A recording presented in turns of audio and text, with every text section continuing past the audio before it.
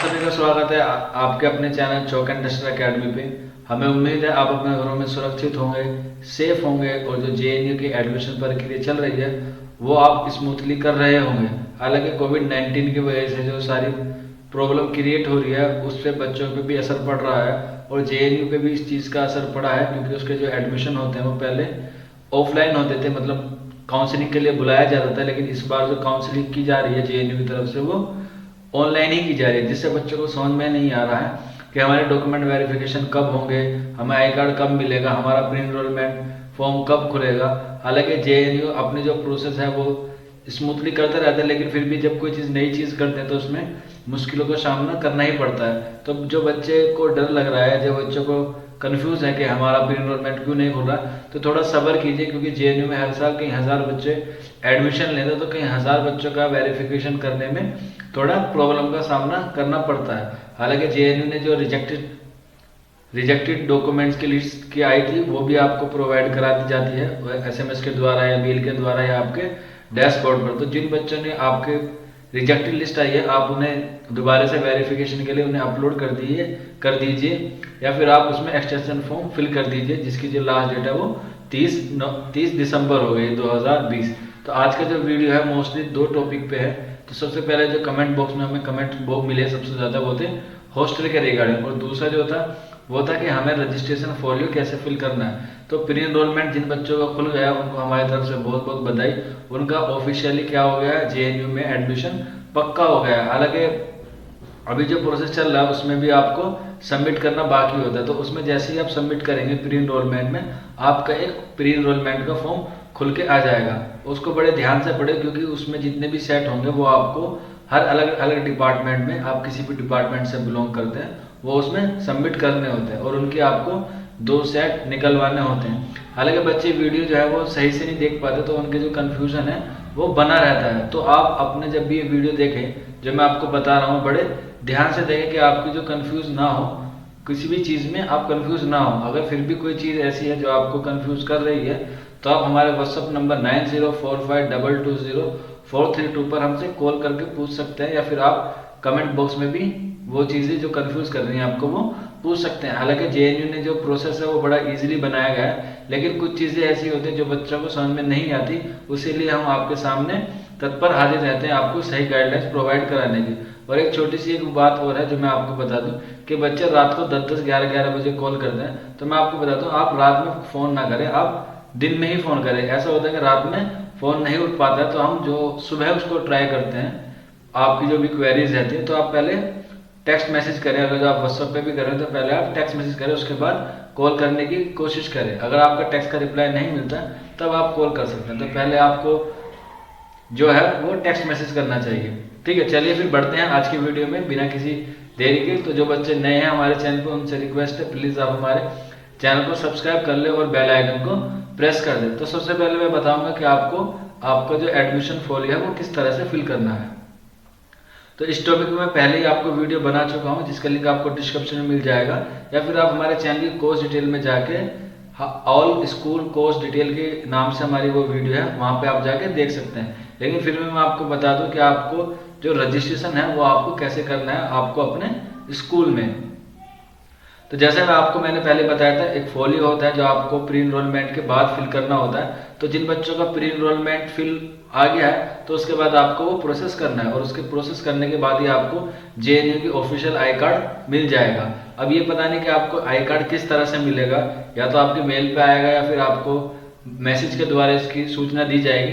तो इसी सूचना या इसी तरह की कोई इन्फॉर्मेशन अगर आपको मिलती है, नहीं मिली है और आपने प्री इनरोलमेंट फिल कर दिया है तो अभी घबराने की बिल्कुल भी ज़रूरत नहीं है। प्री इनरोलमेंट के बाद आपको स्कूल में भी वो फोलियो जो है वो जमा करना होता है, उसके बाद आपको आई कार्ड मिलेगा।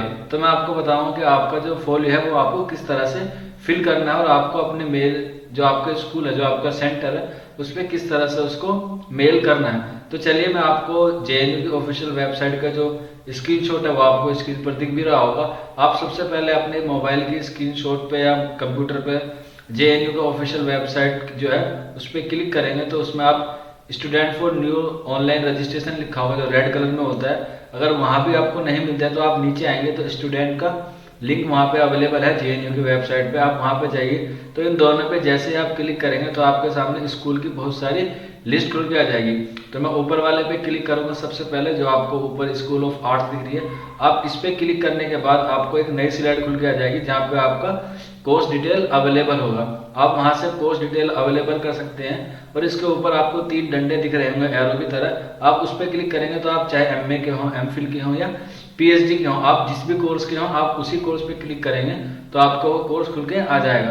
तो अब ये है कि आपको ये कोर्स जो है ये आपको अपने परफॉर्म में फिल करनी है, और जो परफॉर्म है वो हम आपको पहले प्रोवाइड करा चुके हैं। अगर किसी बच्चे के पास नहीं है तो आप घबराए ना, आप हमारे व्हाट्सअप नंबर 9045220432 पर भी वो हमसे ले सकते हैं। वही परफॉर्मा आपको फिल करना है और कोर्स डिटेल को उसमें सही तरीके से जो जो उसमें रिक्वायरमेंट मांग गई है वो आप हमसे वो उसमें फिल कीजिए। अगर आपको नहीं समझ में आता तो इस टॉपिक पे भी हम वीडियो ऑलरेडी बना चुके हैं। तो उसको फिल करने के बाद आपका वो जो फोलियो फिल हो जाएगा वो आपको आपकी मेल पर भेजना होगा, यानी कि जो सेंटर है उसके मेल पर भेजना होगा।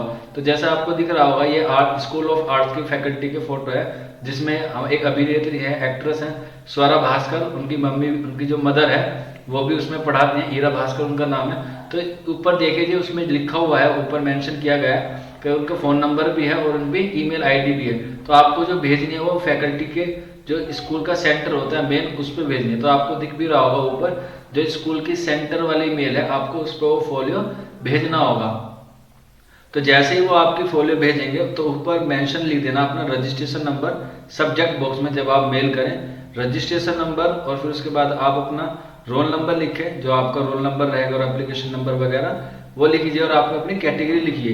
हालांकि इस टॉपिक में जेएनयू के जो बच्चे हैं स्पेशल उनके लिए वीडियो बना चुका हूँ, क्योंकि कोविड-19 की वजह से जो बच्चे पहले जेएनयू में एडमिशन ले चुके थे पहले ही, उनको भी इस साल जो अपने सेमेस्टर है वो भी रजिस्ट्रेशन करने पड़े थे। उनके लिए आपको दिख भी रहा होगा उसका फोटो, आप इस वाली वीडियो को भी देख सकते हैं तो आपको ज़्यादा बेहतर समझ में आ जाएगा।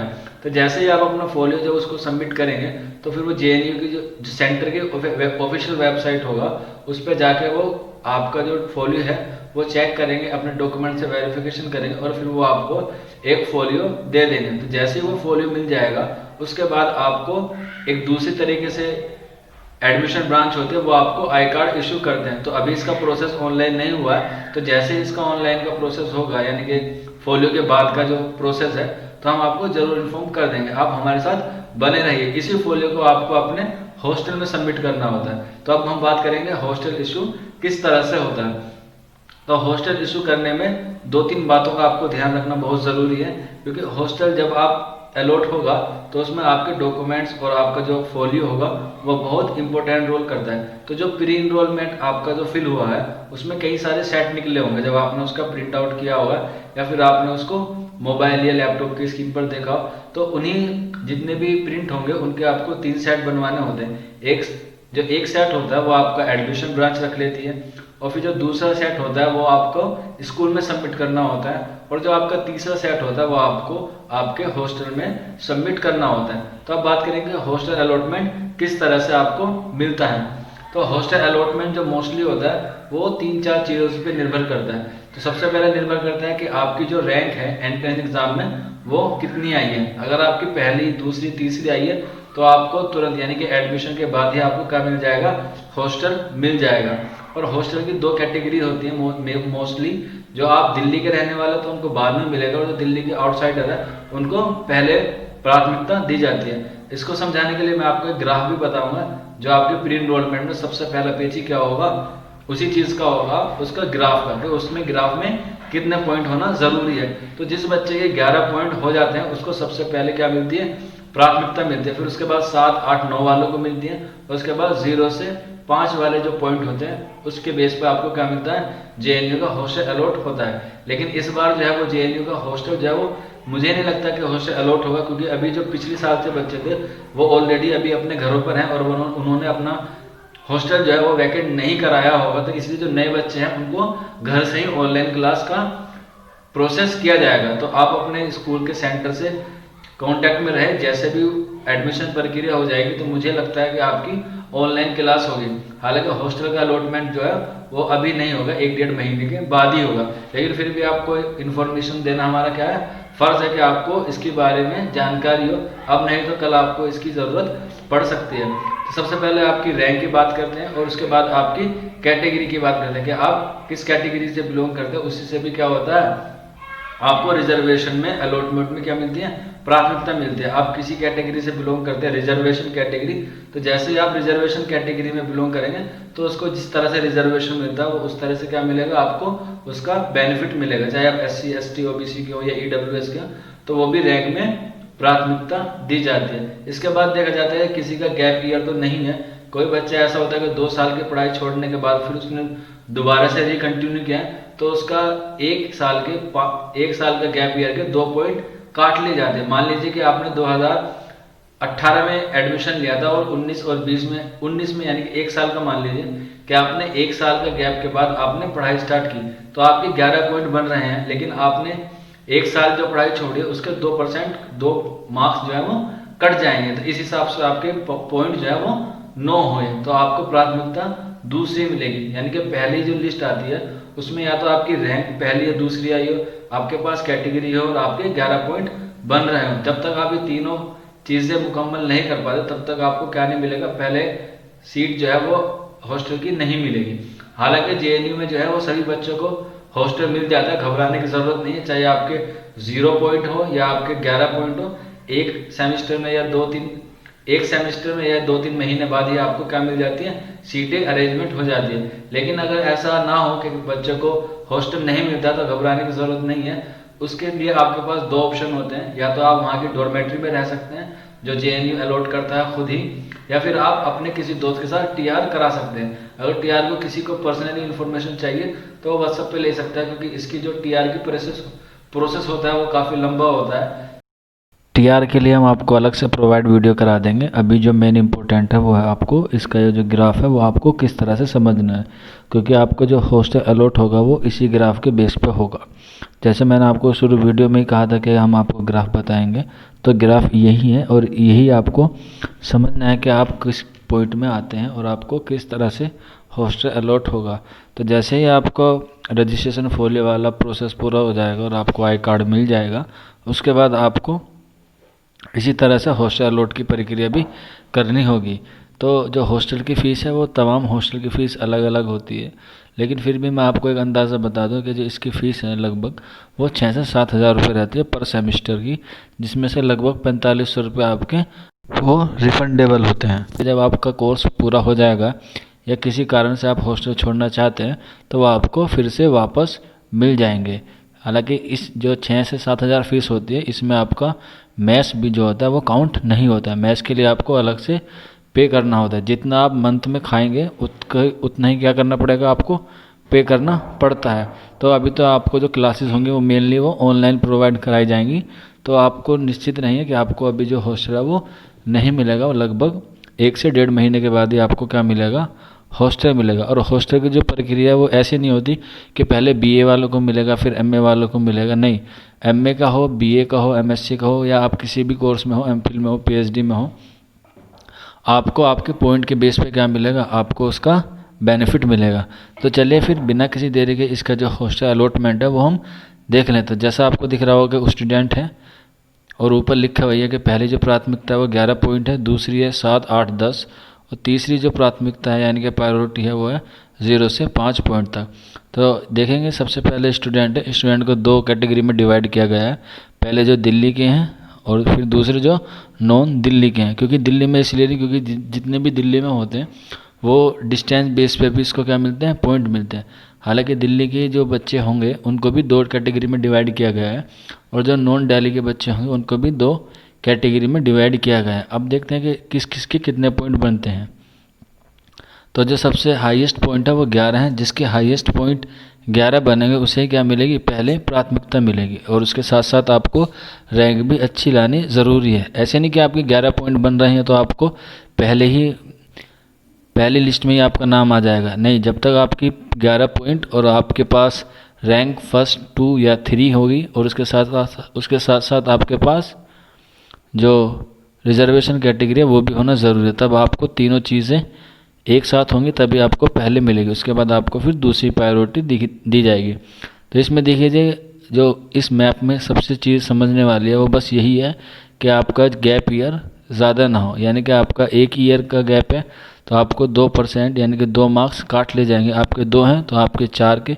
इसी तरह जो हाईएस्ट है वो 5 साल का अगर गैप है तो उसके 3 से 4 पॉइंट काटे जा सकते हैं। तो इस गैस जो इस ग्राफ का जो ज़्यादा गणित है वो ज़्यादा ना समझते हुए, पेचीदा ना करते हुए, इसका एक मेनली बात है कि आपका जितना गैप होगा उतने मार्क्स आपके, उसके उतने पॉइंट आपके क्या कर लिए जाएंगे, काट लिए जाएंगे। तो बस आप ये रखें कि जिन बच्चों का गैप नहीं है और उनके 11 पॉइंट्स आ रहे हैं और उनके साथ साथ 11 पॉइंट के साथ साथ आपकी जो रैंक है वो भी अच्छी है और आपको रिजर्वेशन कैटेगरी का भी बेनिफिट मिल रहा है तो आपको पहले लिस्ट में मिल जाएगा। तो आप निश्चित रहिए कि आपको पहली लिस्ट में हॉस्टल अलॉट हो जाएगा। और जो बच्चे जनरल के हैं तो उनको इससे कैटेगरी से कोई फ़र्क नहीं पड़ेगा। अगर आपके 11 पॉइंट हो रहे हैं और आपकी रैंक अच्छी है जनरल वालों की तो आपको भी पहली लिस्ट में ही आपका क्या मिल जाएगा, आपको नाम मिल जाएगा। और ऐसा होता है कि हॉस्टल की सीट भी रिजर्वेशन बेस होती हैं तो उसका जो रिजर्वेशन होता है वो अलग अलग कैटेगरीज़ में अलग अलग तरह से होता है। और ये जो रिजर्वेशन है ये जेएनयू के प्रोस्पेक्टर में ऑलरेडी लिखा हुआ है। ठीक है, तो बस यही था इस ग्राफ में यही बात चीज़ें समझने वाली थी कि आपके जो गैप है वो कम होना चाहिए। जितना आपका गैप कम होगा उतनी जल्दी आपको क्या मिलेगा, हॉस्टल अलॉट हो जाएगा। तो आज के वीडियो में बस इतना ही था। तो चलिए बस मिलते हैं जल्दी किसी और टॉपिक पे, तब तक अपना ख्याल रखिए। शुक्रिया फॉर वॉचिंग दिस वीडियो।